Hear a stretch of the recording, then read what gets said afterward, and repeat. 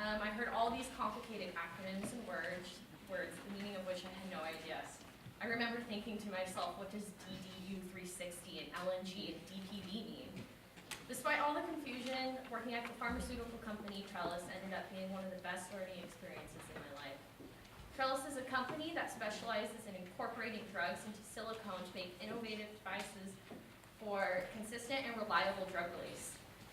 One of their products, and specifically the one I was working on, is the scaling up of commercial production of dipyridine intravaginal rings to export to African women to prevent the spread and propagation of HIV. Knowing I had a small part in a project so big made me feel like my time was worthwhile, but I had a lot to learn. The woman I worked with was Dr. Mary Russell.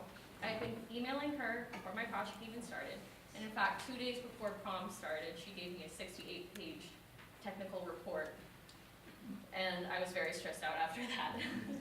Of course, I read it along with the 3 other research assignments she had given me, and I also found out that I wouldn't just be shadowing a scientist or getting coffee or pushing papers.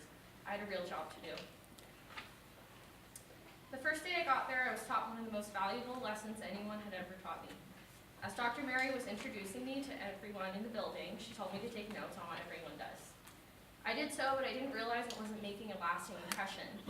And after about 9 introductions, she pulls me aside and brought me to her office and slams the door. I couldn't tell if she was angry or not. She very sternly told me, "You are now working in a male-dominated field. People make their impressions of you in 15 seconds. That's all it takes for a person to judge you. Make yourself sound important. You aren't just an intern." After that, I will never introduce myself in the same way I once did. Dr. Mary emphasized the importance of communication, especially in this kind of field.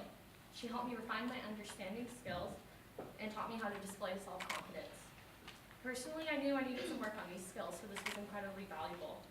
Over the next few weeks, I was given my assignment to quantitate the surface defects on dipyridine intravaginal rings and compare the microscopic analysis to manual inspection methods.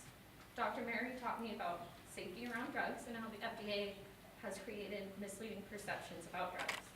I spent days in my cubicle researching and days in the lab doing pilot studies before I actually got to run my experiment. Working in the lab was my favorite part. I was surrounded by people not much older than myself and who, contrary to popular belief, were not your stereotypical antisocial scientist.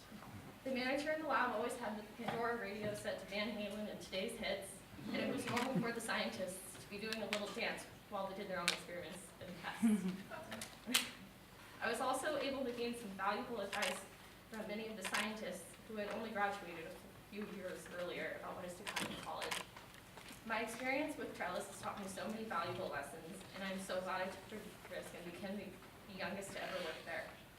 Later in my project, Dr. Mary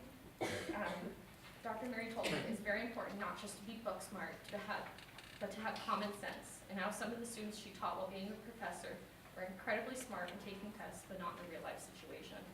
Because of her, I now know I absolutely love the lifestyle of a scientist. I learned asking questions is a good thing. Not knowing everything is okay. Taking risks is essential. And being independent and standing out is paramount for a rising female in the world of science. I plan to renew my internship every summer during college. And in fact, I enjoyed working there so much. I can even say I liked it more than school, which is very hard for me to say. I can't wait to go back there and expand my horizons even more. I would like to specifically thank Ms. McHale, along with all the other teachers involved in senior projects, for organizing some 40 seniors. And I would like to thank you all for being here today.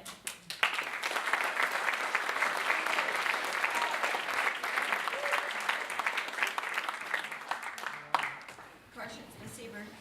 Tell us what a typical day for you was like. What was a task or two that you were asked to do during the day? So I showed up every morning around 7 a.m.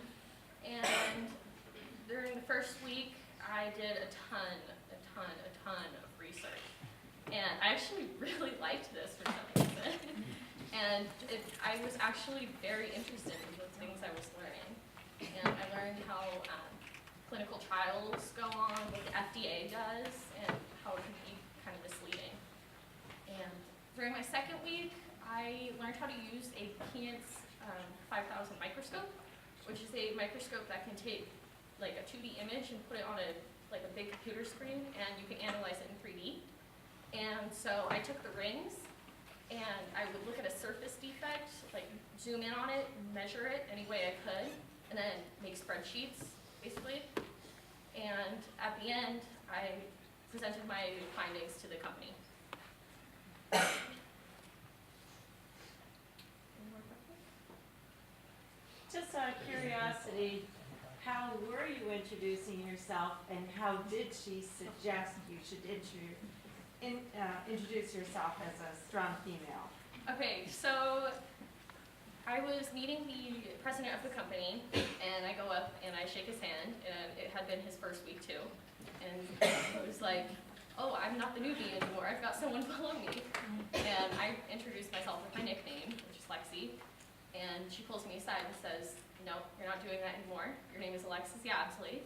You're going to tell them what you do, and then you're going to tell them why you're here. So.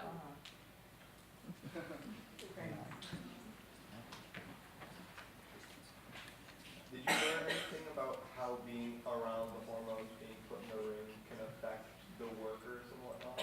Yeah, so when they are actually like making the rings in the facilities, they actually have older men making the rings because, number one, women have a lot more hormone receptors than men, so it can be a lot more dangerous if a female gets near the hormones, and it can also affect your reproductive system, so it's much more dangerous for females.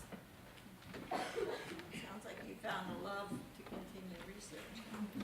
Did you wear a lab coat?